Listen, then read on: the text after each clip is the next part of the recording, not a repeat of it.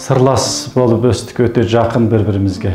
Bir үйде көп балалы отбасында ержеттік, 6 ұл 2 қыздың арасында. Өмірдің соңына шейін жанында жүрген туған інісін біздің ата-анамыз. Сондай өнерменен қоғамдық ортада үлкен орны бар. Тұлғалы адамдар еді, үлкен әулеттің, тек әулеттің тұқымдары деп айтады қазір. Осы өнерге өте жақындап, ерте араласқан бір себебі осы әкеміз бен шешеміздің үлкен ықпалы болды ғой. Үлкен эпостық ертегілер, халық ертегілері менен Абай жолы атты шығармаларды, Ботагөз, Ұлпан, Қазақ солдаты дейтін сол кезде жарық көрген, жалпы қол жетіп көрген кітаптардың барлығын қалдырмай оқитын. Сондықтан да болар енді Ерекеңнің өмірге өзінің ұстанымы, өмірге өзін бейімдеуінің өзі де сол шығармалардағы кейіпкерлер менен Ұлы Абайдың өсиеттері, сөздері қазаққа, біздің жақтағы үлкен классик поэзияның жарық жұлдызы, таң жарықтың жырларының өзі Ермолаттың көкейіне орнап қалған. Ермолаттың тағын арманы болып кеткен, өзі жақсы көретін. Мүмкін орындалмай кеткен арманның бірде сол болуы мүмкін. Ерекеңнің алғаш өнерге суретші болып келген суретші бала атанды.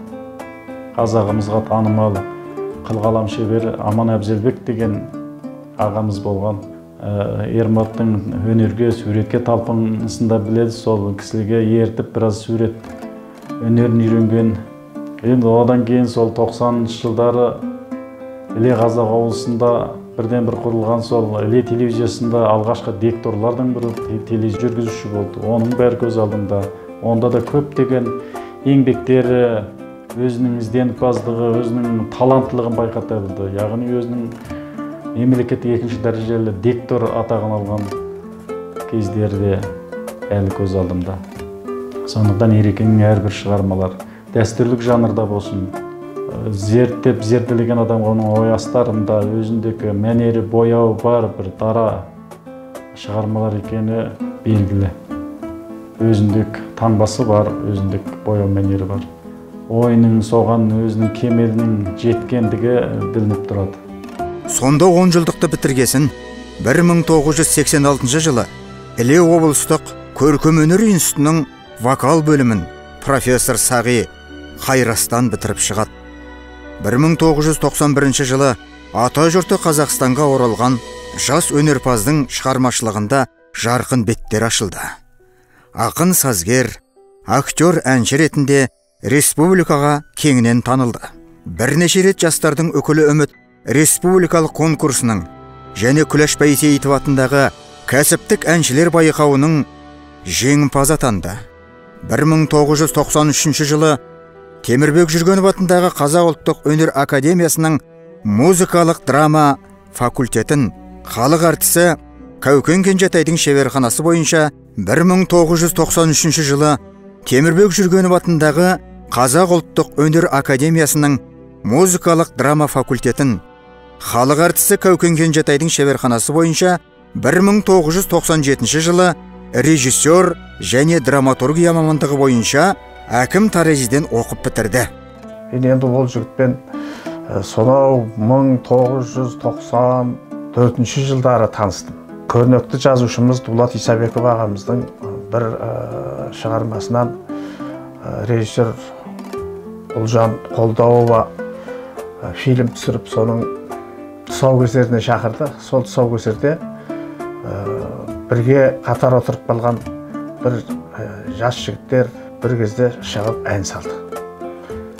Екі жігіттің қосылып айтқан әні енді керемет бір әсерге бөледі. Оның біреуі осы Ермұрат Зейіпхан, екіншісі қазіргі операның әншісі Тілеубек Қожанұлы еді. Екеуі бірігіп Күнесай деген әнді айтты. Ермұрат Зейіпханды оның актерлік қабілетті басымда болды дейм. Әуезов атындағы драма театрына, академиялық драма театрына қызметке шақырды. Академияны бітірген соң әр жылдары Мұхтар Әуезов атындағы Қазақтың мемлекеттік академиялық драма театрында актер, Абай атындағы опера және балет театрында әнші, дүниежүзі қазақтарының қауымдастығы жанындағы өнер орталығының көркемдік жетекшісі, Қазақстан Республикасы Қорғаныс Министрлігі орталық ансамблінің көркемдік жетекшісі қатарлы қызметтер атқарды. Қазақ әдебиеті газетінде жүрген кезімде бір топ өлеңдерін алып кеп, жаңа өлеңдерін шығардық. Қарасам бір қазақтың нағыз тілінің шұрайы сол өлеңдерде.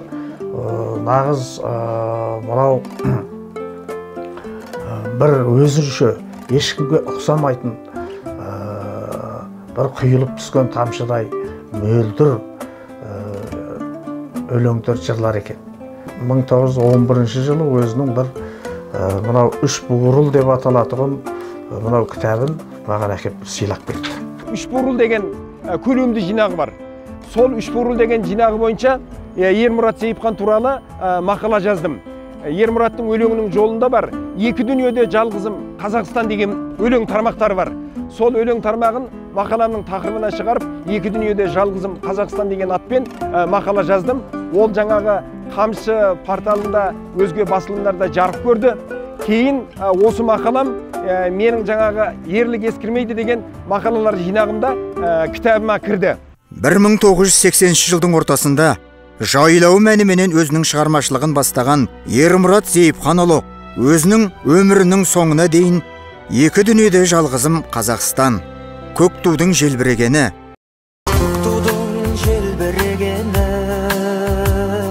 қазақтың асқақ беделі, күнес ай,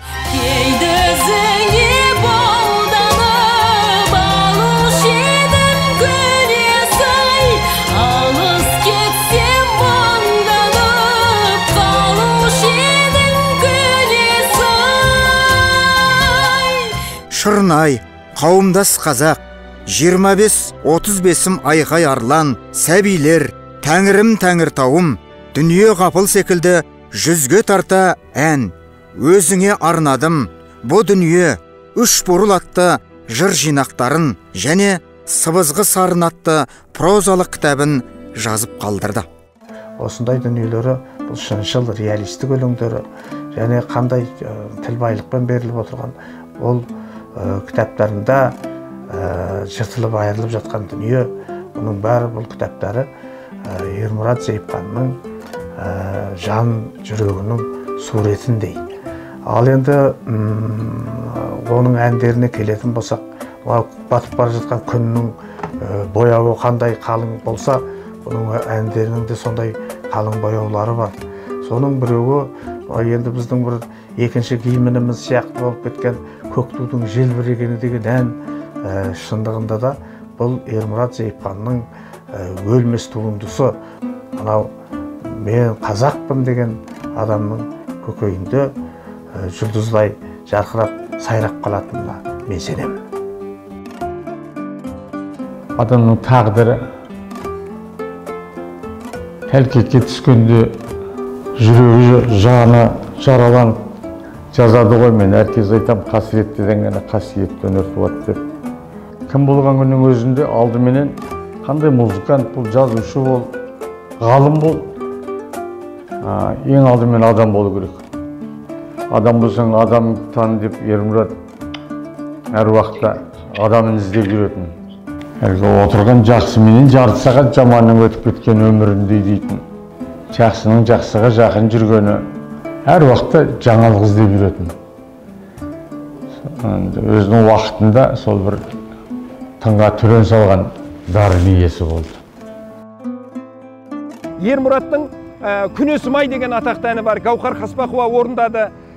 «Жайлауым әнім» деген әні бар. Оның 100-ге жуық әні бар. 40-50-ге жуығы ел аузында кеңінен таралған. Енді Ермұраттың әнінің ішіндегі ең биік шоқтығы «Көк тудың желбірегені» деген ән. Бұл ән Ермұраттың шығармашылық шарықтау шегі, ең биіктігі, патриоттық сезімінің, отаншылдық сезімінің, мына отанға, елге деген махаббаты «Көк тудың желбірегені» деген әнде анық бейнеленген. Музыка тілімен анық бейнеленген. Ермұратпен мен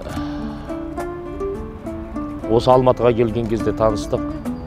Біз осы консерваторияда қабырғасында оқып жүрген кезде мен бір ән естідім, «Қапыл дүние» деген. Ең алғаш тыңдаған кезде әлгі әнге сондай бір тәнті болып қалдым да, Ермұратқа мен бардым. осындай сенің бір әнің бар екен ғой, мен баяннан естідім, осы әнді маған берсең деп. Бірақ Ермұрат басында бірден үзілді кесілді қарсы болды. Шынын айтқанда бір 3-4 жылдай бұл әнді бермей жүрді маған. Кәркен Бөдөш деген ағамыз бар болады, сол кісінің кабинетіне келіп, Ермұратты шақырып, әнді домбырамен орындап, мен айтып бердім. Айтып беріп едім, сол жерде Ермұрат жылады. Мен бұны домбырада орындалады деп ойламап едім, домбырада орындаған тіпті керемет болады екен ғой. Еркін мынау қайырмасында мына жерді тіпті көтеріп орындашы. Мынау тіпті әдемі болады екен деп, өзі сол жерде қатты қуанып. Содан бастап біз Ермұрат екеуміздің арамызда бір ерекше бір жақсы бір жақындық пайда болды. Бір дастархан басында сол Ермұратпен жүздесіп қалдым. Мені таныстырып жатыр, сөйтсе, мені сырттай біледі екен. Маған былай деп айтқан есімде. Дидар, сенің құрметің үшін Қаракесек әнін орындап беремін деп. Мен өзім Қарқаралыдамын ғой. Сөйтіп Қаракесек әнін орындап берген.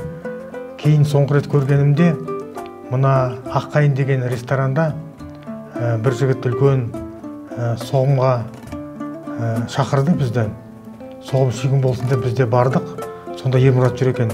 Сонда қоярды қоймай Дидар екеуміз Қаракесекті бірге айтайықшы деп шығарып алып ортаға екеуміз Қаракесекті айттық. Сөйтіп Ермұрат менің өміріме Қаракесекті айтып келді де, Қаракесекті айтып кетті.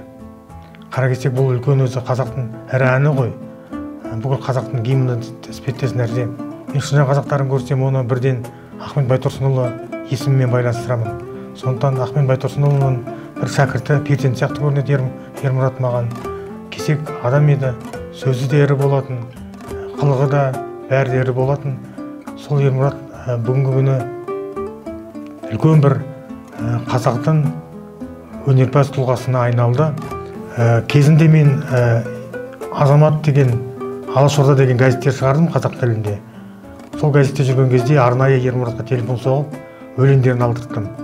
Қуанып келді, өлеңдерін алып келді, суреттерін алып келді. Сол өлеңдерін газетке басқаным бар. Кейін соны қайда барса да айтып қоймай, Дидар мені газетке басты, өлеңдерін шығарды деп ризашылығын білдіріп жүрді. Біздің кезімізде, біз жас кезімізде газеттен көріну өте бір үлкен бір сынақтың өтуімен бірдей болатын еді. Қазір заманда бір жағынан мына әлеуметтік желінің дамуы, бір қызығы поэзияның қатты өрістеп дамуына келіп соқты. Әңгімеде ешқашан бір пенделік, басқа дүние айтылмай, тек қана әдебиеттің әңгімесі болады. Қызықты айтып отырып, біздімен пікір таластырады. Сосын өзінің соңғы кезде оқып жүрген кітаптарын, шығармалары туралы ой бөліседі. Қашанда өзінің жаңа әдеби буынға, кейінгі толқынға деген шын ықыласын үнемі білдіріп отыратын. Шын мәніндегі таланттық кеңдік, дарындағы бір жауапкершілік және соңғы буынға деген өзінен кейінгі іні қарындастарына деген шынайы бір ағалық ілтипаты көз көріп тұратын. Ермұрат Сейіпханның өлеңдерін оқыған кезде біз ой үстінде жүрген адамның, шынайы адамның бір жан дүниесіндегі болмысындағы жүректен шыққан сөз жүрекке жетеді. Әдеби ортада болсын, басқа да өнер ұжымдарында болсын, бәрінде өзінің мінезімен, шыншылдығымен, шынайылығымен және өзінің ерен таланттығымен ортаға сия берді. Және көркем мінезімен сөйтті. 70-80 әні бар. Бір әннің стилі екінші әніне ұқсамайды. Ол кісіде бүгінгідей хит болатын ән, заманға сай ән жазайын, бүгінгі бір шоумендер орындасын деген пиғыл ниет болған жоқ. Ол кісі әр әнін шын жүрегімен жазды. Шын өзі толғандырған мәселелер туралы ғана жазды. Ең алғашқы 19 жасында жазған Жайлауым әнім, сол жылдар жазған Сәбилер әнінен бастап, ол кісі өмірінің соңына дейін жазған әндерін қарасаңыз, тек қана өзін толғандырған, шынайы шабыттан туған, шынайы сезімден туған әндерге жолғасыз. Ән сөзінде әуенімен бір ажыратып, алғысыз дүниелер бөліп алу мүмкін емес. Екеуі бірге туған, бірге біте қайнасқан дүниедей әсер етеді. Әр өлеңнің жеке бір болмысы, жеке бір мәні, мағынасы бұл формалық жақтан да, мазмұндық жақтан да, мән жағынан да өте қатты ізденген және соны өзін өзі қайталамауға тырысқан ақын ретінде де солай болады. Ал композитор ретінде де ол кісінің бір әнімен екінші әнінің әуендік жақтан болсын да, басқа жағынан болсын да қайталанған, тақырыпты қайталағанын сіз байқамайсыз. Бұл өзіне өнерге деген шынайы жауапкершілік, өзіне қойған қатаң сүзгі, шығармашылығына қойған қатаң бақылау деп ойлаймын. Өмірдегі араласқан дүнием Ермұратпенен бұл орталық қорғаныс министрлігінің жанынан құралған үлкен оркестрде бірге қызмет жасадық. Өзінің әншілігімен де, адалдығымен де, адамдығымен де, өзінің сыпайы мінезімен де ортаға сыя білген үлкен азамат еді ғой. Ерекеңнің бір сабырлығына қайран қалатынбыз. Құдай берген маңлайына, кеудесіне, жүрегіне берген нәрсе бұл композиторлық қыры. Келген сайын Реке мынандай бір ән бар, осындай бір ән шығып жатыр деп былай басында көңіл бөлмедік. Кейінен қарап отырсақ, менмен деген әншілердің аузынан Ермұраттың әндері шыға бастады. Ермұраттың әні орындала бастады. Өнер адамдар оның ішінде, әнші композиторлардың ішінде бір шығармасымен аты қалатын адамдар болады. Ермұраттың да үлкен бір халықтың жүрегінен орын алған, халықтың жадында мәңгілік жатталып қалған, қазақтың рухын оятатын, қазақтың елге жерге деген сағынышын, оның қадірін білетін, қадірін арттыратын бір үлкен керемет туындысы Көк тудың желбіреген әні. Міне Ермұрат осы әнмен мәңгілік қазақтың жүрегінде қалды деп есептеймін. Өмірінің соңғы жылдары жазған поэзиясында көп ізденіске барғаны, жаңалға келгені, өзіндік бір шынайы соқпағын салғанын біз Қостөбе деген өлеңдерінен бастап кейінгі өлеңдеріне дейін оқысаңыз, өзі қалай да бір жаңа жол табуға, жаңа бір кеңістіктерге ұмтылуға талпынғанын, шынайы бір беріле ізденгенін байқаймыз. Бұл ақындарға болсын, жазушыларға болсын, кез келген өнер адамдарына керек ең басты қасиет.